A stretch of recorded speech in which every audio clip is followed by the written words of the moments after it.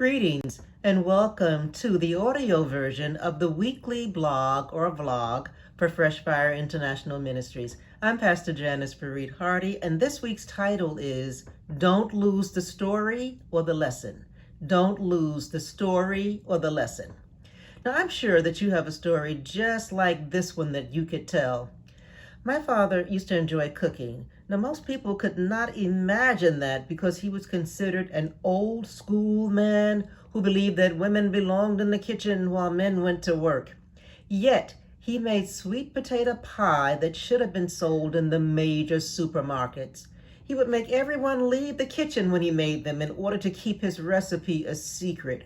We thought it was hilarious, and unfortunately, none of us got the recipe, and now it is lost. I knew many stories of his life, yet there were some that I did not get or did not press him to tell me. So just like the sweet potato pie recipe, those stories of what life was like for him growing up in the 1930s Depression, through the world wars, through Jim Crow and the Civil Rights Movement, and even entering the modern era, etc., they are all lost. But more importantly, the lessons from those experiences are lost. One of many wonderful things about the Bible is that we can keep going over the stories. We can keep seeing what God has done, and it can encourage us. We do not keep reading those stories to memorize the facts, but rather to keep learning the lesson, because life's lessons do not change regardless of century or country, etc., etc., etc. Bible life lessons are eternal because they are God's truth. When we wonder how to navigate the ups and downs of politics, we can read Habakkuk, who asked God similar questions, and God gave him life truths.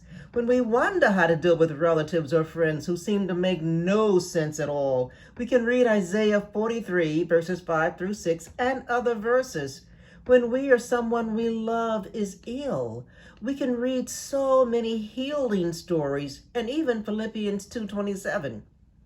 When we think God is taking too long to help us, we can read the story of Mary and Martha at the illness and death of their brother Lazarus in John chapter 11. Yet all the stories are told to bring us closer to God and to give us personal wisdom for our Christian journey. We learn from the stories of those who have gone before us. It is the same way with our stories. We may think that our children or family do not want to hear what happened to us, but we could be wrong. You might be surprised at how they remember even when you do not think they are paying attention or listening.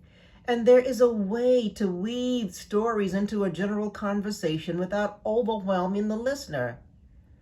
There's also a way for us, no matter our age, to hear the stories of people, younger and older, whom we meet along the way.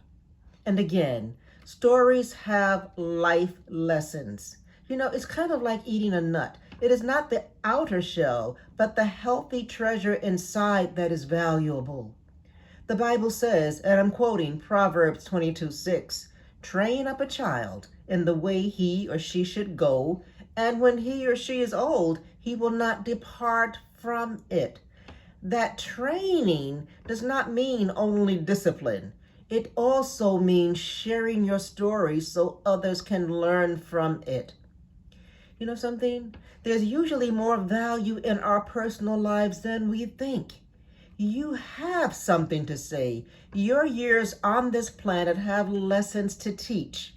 Please commit to sharing that treasure with someone today.